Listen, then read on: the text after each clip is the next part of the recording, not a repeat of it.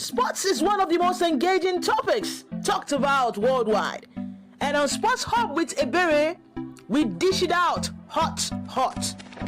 So grab a seat, relax, and enjoy the conversation. Thank you.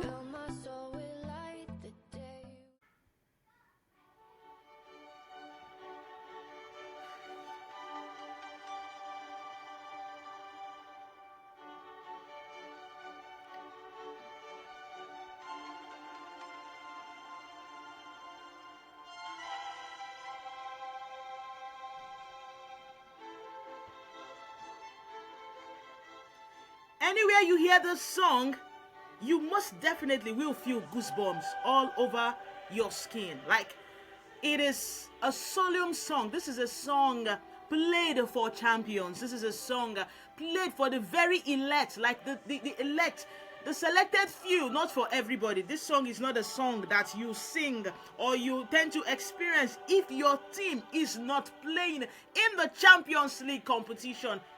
It is a Champions League. It is a Champions League anthem. This is an anthem above all anthems. Like, as a Chelsea faithful, there's this thing this song does to our pulse. Like, there's this thing this song does to our very being, because, come on, it's been 2 years since Chelsea played in this competition. It's been 2 years since Chelsea played in this prestigious competition or tournament. The Champions League finally returns with Chelsea in the mix. With Chelsea amongst the selected few, the 36 clubs all over Europe that will be playing in the Champions League for 2025-2026. Chelsea Football Club will be participating finally. As a Chelsea faithful, I am so thrilled. And this is me saying good morning, good afternoon, good evening, and welcome to yet another edition of Sports Hub with Ebere live on Spotify for podcasters. I am so excited. I am on cloud 9. I am thrilled because, come on, a lot of bands, a lot of towns, a lot of when will they return to Champions League? When will this happen? When will this happen? But look at Chelsea today. They are going to play in the Champions League tonight by 8 p.m. at the Alliance Arena. And there's something about the Alliance Arena that makes it so significant. We won our first ever Champions League trophy at the Alliance Arena. And tonight by 8 p.m. Chelsea will be facing Bayern. They're facing Bayern by 8 p.m. And it feels like 2012 because, of course, Chelsea headed into this game, they are the underdogs. Like it happened in 2012. Chelsea headed into that game as underdogs. No one gave them any chance. No one gave them any opportunity. The same thing happened in the just conclude. I won't really say just concluded because it's been over 2 months plus. Yes, Chelsea headed into the Club World Cup final against a better side, against PSG. They were the underdogs. No one gave Chelsea the chance. No one gave them the opportunity to say, okay, fine, they have 0% chance to win this. But in the end, it was Chelsea at the end of the tunnel. It was Chelsea that won the Club World Cup, became the champions of the world. Will it be happening tonight? It remains to be seen. The Champions League for 2025-2026 kicked off officially yesterday. Yesterday we had two clubs, two fixtures or two games that kicked off around 5:45 p.m. We had Athletic Club played host to Arsenal by 5:45, and we also had PSV in the Netherlands play host to US Lyonnais, that is Union Saint-Gilloise. That game ended 3-1 in favor of the Lyonnais because I was like, come on, what is wrong with PSV? What exactly did PSV come here to do? Because they were playing, but they never had the finishing touch. They never had that cutting edge, the last touch to score goals. It was as though they were scared of the opposition's 18-yard box because it was the away side that was doing the scoring. The away side scored 3 goals. In fact, it was after some time, towards the end part of that game, that PSV finally restored some little bit of decency by scoring 1 goal. Instead of them going home with empty-handed, at least they scored something. Do you understand? USG did not keep a clean sheet against PSV. It was quite unfortunate for PSV. Their first game, first defeat in the Champions League. The game that most persons watched, it is Athletic Club versus Arsenal. In the first 70 minutes, honestly, I don't understand Arteta. I struggle to understand how or why he played a defensive game yesterday. You are playing a game that you need every creativity. I understand, yes, there's a Man City somewhere, and that is a game you would want to win. But win what is in front of you now. Win it without struggling. Yes, Arsenal won 2-0, but at what cost? They had to play a defensive game. They played the likes of Merino. I know I'm no coach. I know I don't have any license. I know, a lot. I'm not in. I wasn't there when they made where they had those trainings and everything. But then again, you don't. I feel Arteta tends to make something that is very easy. He makes it complicated. On a very good day, Athletic Bilbao or Athletic Club, they are no match to Arsenal. Arsenal has the squad depth, has the quality, has everything to trump Athletic Bilbao like beans. But they had to struggle for 70 minutes. They had to struggle, They had to struggle for a while, before they scored. And to me, I don't see, it doesn't make sense at all. It doesn't make sense. I understand, yes, like I said earlier, I understand that they won the game, but come on, you had to wait for 71. It was at the 72nd minute. Martinelli came in as a sub and scored. You had to wait towards the final 20 minutes of the game before you got your first and your second goal. I feel against a very good side, Arsenal will not be that fortunate. You're playing Merino, Declan Rice, and Zubimendi in a midfield. So defensive-minded. The only defense that I know you should have is the quality you had at your backline. That is, you had the likes of Christian Mosquera, Gabriel Magalhaes, Calafiori, and Timber. Calafiori did very, very well. Saliba is out injured. Gabriel Magalhaes did well, and honestly, the youngster Christian Mosquera, he did very, very well. Timber was off and on, you understand, but then they were solid, and Raya too. Well, we know Raya. Raya is a solid goalie. He did well. Having too much defensive midfielders, to me, you take away the spark, you take away the creativity. You had a very solid bench. I know they won. Kudos to them. It's a good one. Clean sheet. 2 goals scored, 3 points. They are second on the log because there's a certain USG that is already first. They have 3 goals and they consider just 1. So it's a good one. It's a good one for those that played yesterday. Good one for the early kickoff from yesterday. We had 4 games played.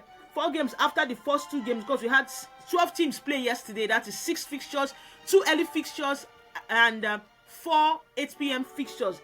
The 4 8 p.m. fixtures, it's...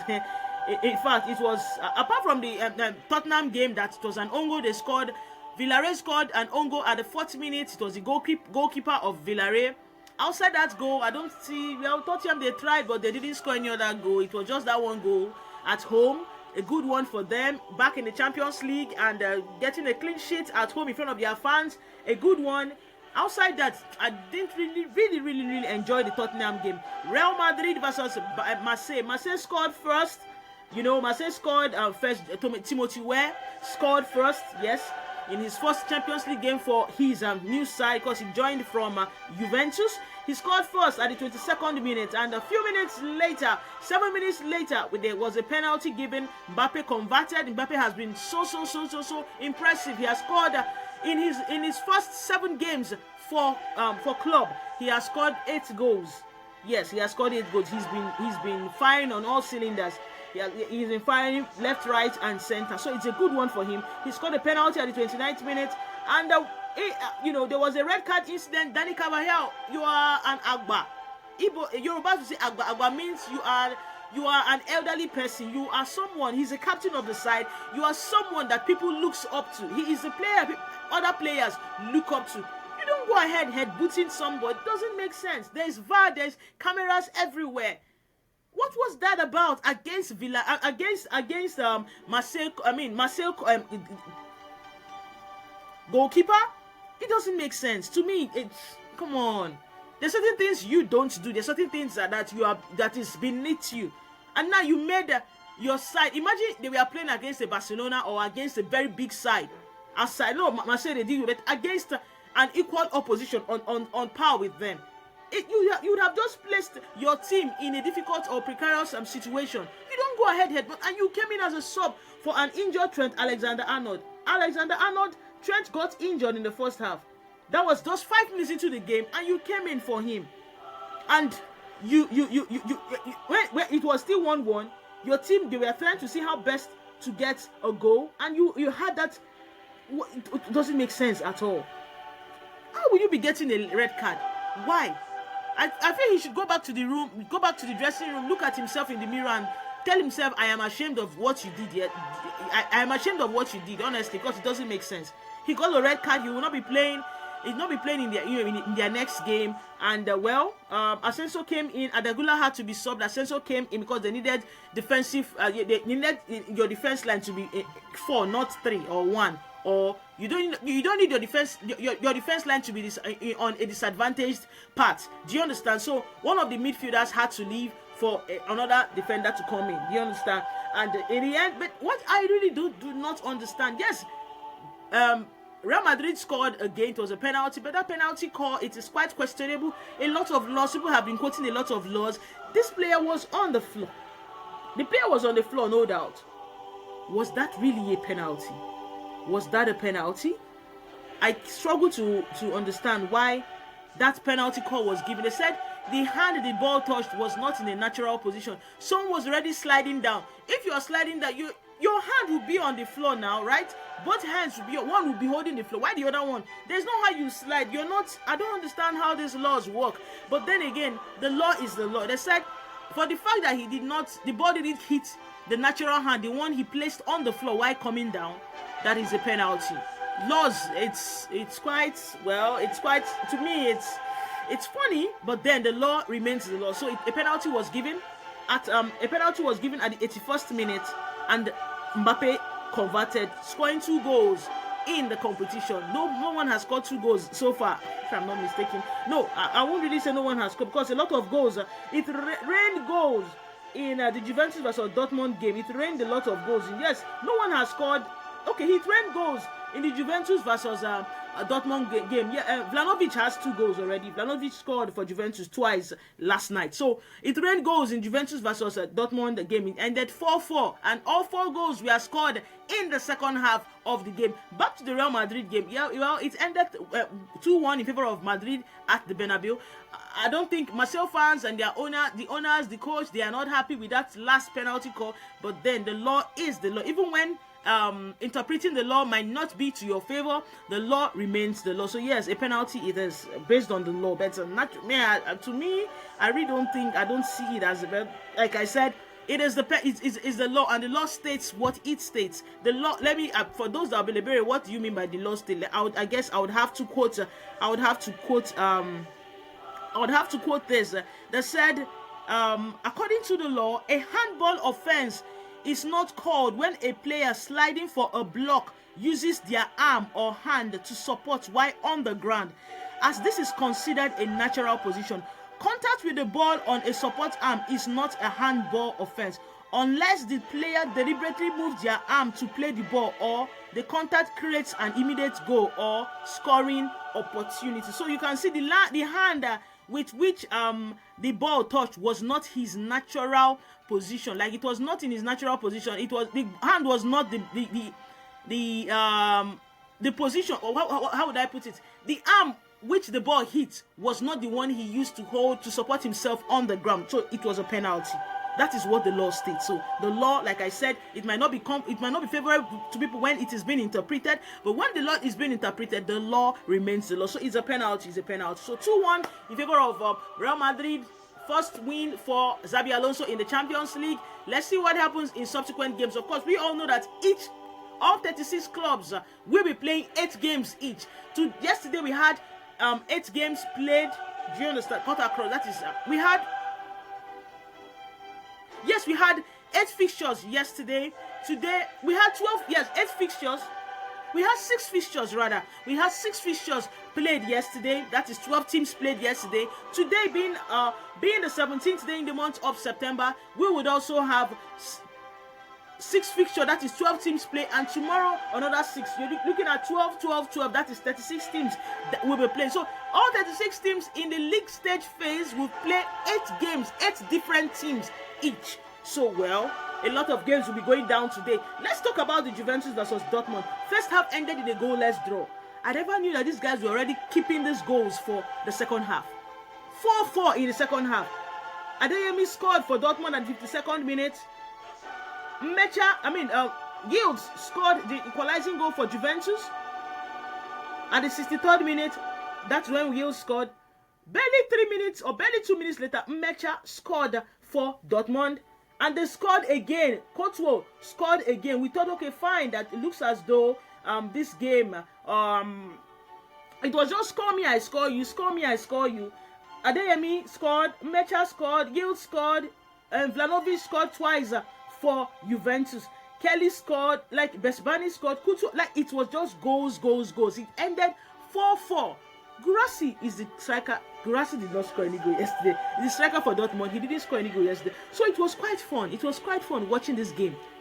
8 goals in the second half. That's massive. I can't remember the last time a Champions League game had 8 goals scored in the last 45 minutes of a 90-minute game. That's massive. That's massive. So, well, it ended on stalemate, and the goal, it was a high-scoring second half. High-scoring second half. Tottenham won against Villarreal 1-0.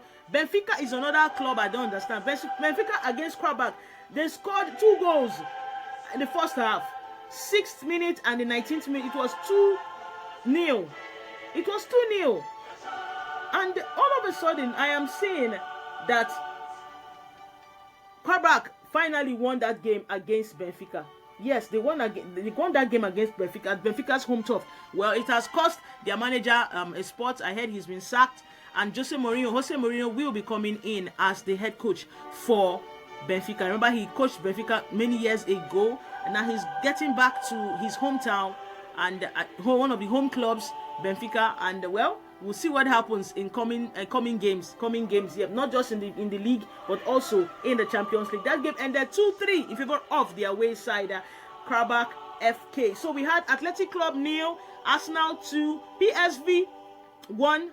Union Center, Gilioles 3 or USG 3, Benfica 2, Karabakh 3, Juventus 4, Dortmund 4, Real Madrid 2, Marseille 1, and finally Tottenham 1, Villarreal 0. Now today being the 17th day,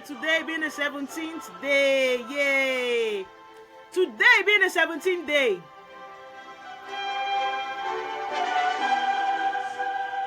Today is the 17th of September 2025. A lot of Chelsea fans will be looking at their time saying, yes, we are back. We are back to play Champions League football. We are back to experience Tuesday and Wednesday night football. No more Noah FC, no more Shamrock Rovers. You know, we are not going to Thessalonica, we are not going to Corinthians, we are not going to Galatians to play football. Chelsea has returned back to they have returned to the league of leagues. They've returned to play Champions League football. Yet they belong. To be honest, I am so thrilled. So Bayern will play host to Chelsea by 8 p.m. today. Olympiacos will play against Bafos FC. We have 2 early kickoffs just like yesterday. 2 early kickoffs today. We have 5:45. Olympiacos will play against Bafos FC by 5:45. Slavia Prague will play against Bodo Glimt by 5:45. Those are the 2 early kickoffs we have today. Yes, Olympiacos versus Bafos FC by 5:45. Slavia Prague will play host to Bodo Glimt by 5:45. Then the 8 p.m. game, we have Ajax. Ajax will play against Inter Milan. This should be a straight win for Inter Milan. Ajax, I don't see Ajax as a side that would cause a havoc or cause an upset against Inter Milan. Now, Ajax will play Inter by 8 p.m. Bayern will play against Chelsea by 8 p.m. Liverpool is also playing today at the Anfield against Atletico Madrid. Yes, Atletico Madrid, please. Liverpool versus Atletico Madrid by 8 p.m. And finally, the final game for today is PSG versus Atalanta. So we have 2 games to be played by 5:45. Those are the early kickoffs. where it is Slavia Prague versus Bodo Glimt by 5:45. Olympiacos will play host to Bafos FC by 5:45. Then by 8 p.m. we have 4 games to be played. By 8 p.m. it is Ajax versus Inter. By 8 p.m. Bayern will play host to Chelsea. By 8 p.m. Liverpool versus Atletico Madrid by 8 p.m. And finally PSG will play against Atalanta. Yes, PSG will play against Atalanta. Will Ademola Lookman be playing in this game? It is left. It remains to be seen because he has not played any game for Atalanta since the season started. He has not played any game for them since the league started. Now we're going to look at, like I said, Ajax should not be a stumbling block for Inter Milan. I know Inter Milan in their last 5 games played in all competitions, they've lost 2. But since the season started, they've won 3 games. Yes, they've won 3 games convincingly. For Ajax, in their last 5 games, they've won 3 and they have drawn 2. Now, have they faced each other before? Yes, they faced in their last 5 meetings. Inter Milan won 4 and they drew 1. So, like, club friendlies. They met in the Champions League in 2006 and Inter won that. Inter won that and they drew 1 and Inter won 1. Like it's always been the Champions League and Inter has always come out victorious. Like I said, this is not a game. This is not a game that you say okay fine. This is not a game that you say okay fine. It's going to be a walk in the park for Inter Milan. In the last 5 games, Inter has won. In the last 5 games, Inter has won 4. And Ajax has won they've not won anyone. In their last 5 games, like I said, Inter has won 4 and they've drawn just 1. Yes, they've drawn 1. Yeah. So, for the next game, it is Bayern versus Chelsea. In their last 5 games, Bayern has won 3, Chelsea has won 1, and they've drawn 1. Yes, that one Chelsea won is the one they won in the Champions League 2012 final. So it is going to be a tough game because Bayern, they've been outstanding. Bayern in their recent form, they've not dropped points. They've been winning game left, right, center. Their last 5 games, they have won 5 games. They've won 5 games. Yes, they've won 5 games. So, Chelsea against Bayern is going to be, like I said earlier, it is going to be a very, very tough one, to be honest. Bayern, they've been in stellar form. They've been doing well in their last 5 games. They have won 5. They have scoring goals for 4. The likes of Lucho, that's Luis Diaz, left Liverpool and he embraced his calling because he's been scoring goals left, right, center. The same thing with Olise. Yes, Olise has been scoring goals and also Harry Kane. You can see their front 3 used to play in the EPL before, and of course, not forgetting Jackson that they got from Chelsea on loan with an obligation to buy. Yes, so. Their front 3 then you add Jackson, making it front 4. Their front 4 will be playing against a popular side, a known side. Liverpool, Luis Diaz used to play for Liverpool at some point, and Harry Kane played for Tottenham. Olise, played for Crystal Palace. Now the 3 of them will be the front 3 against Chelsea. Yes, against Chelsea. They asked Enzo Maresca in the post-match conference yesterday.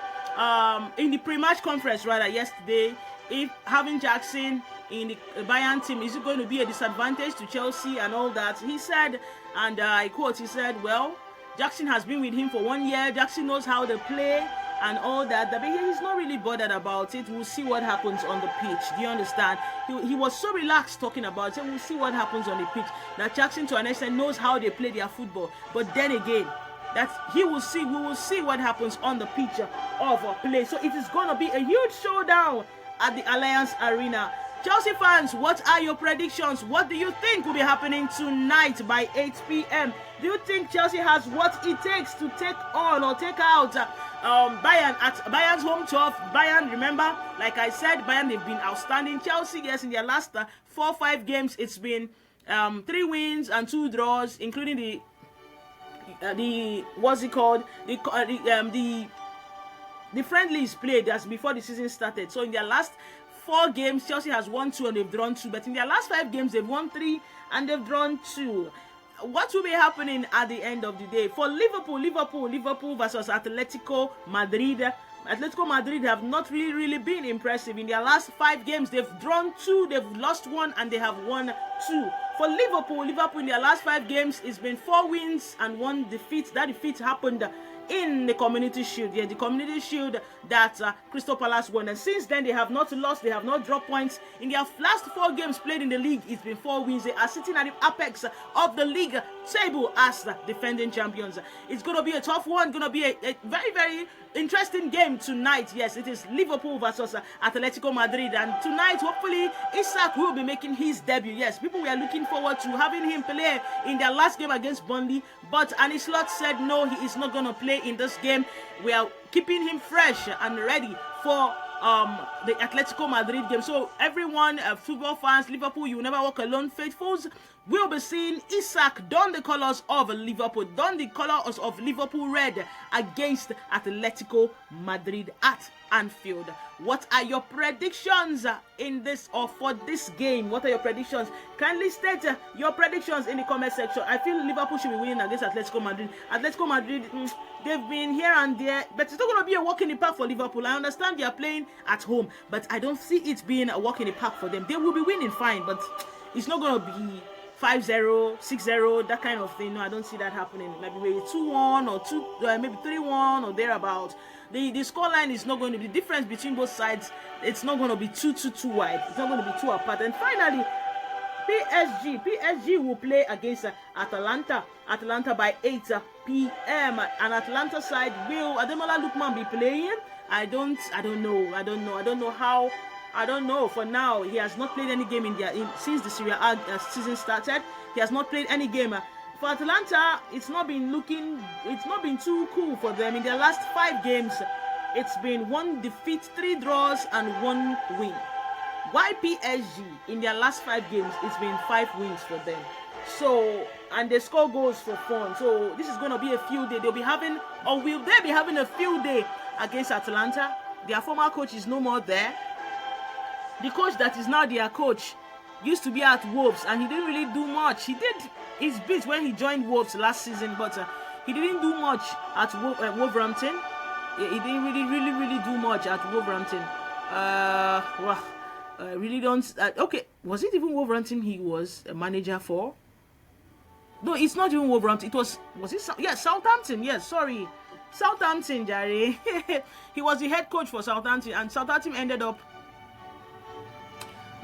getting relegated, if I'm not mistaken. Yes, Southampton relegated last season. Yeah, they got relegated. So, it's going to be an express win for PSG. Yeah, I don't see Atlanta without Retigi, without their former coach Gasperini, and some of their, I don't know if Ademola played for Nigeria and he was rusty kind of, because he didn't really have any preseason. So we don't know if he'll be playing in this competition tonight. Well, let's see what happens. But either way, even if he plays or not, I don't see Atlanta posing a huge threat or an upset to PSG. What are your predictions, guys? What are your predictions for all the games that will be played today? Starting from the 5:45 game, what are your predictions? Do you think Ajax will be playing Inter by 8? Okay, let's start off with the 5:45 game. Olympiacos will play against Bafos FC. Olympiacos should be winning this game expressly. Slavia Prague versus Bodo Glimt. Bodo Glimt are no pushovers. I could see Bodo Glimt tussling it out against Slavia Prague. That's are the 2 games, the early kickoff games for today, yes. And we have 4 games to be played by 8 p.m.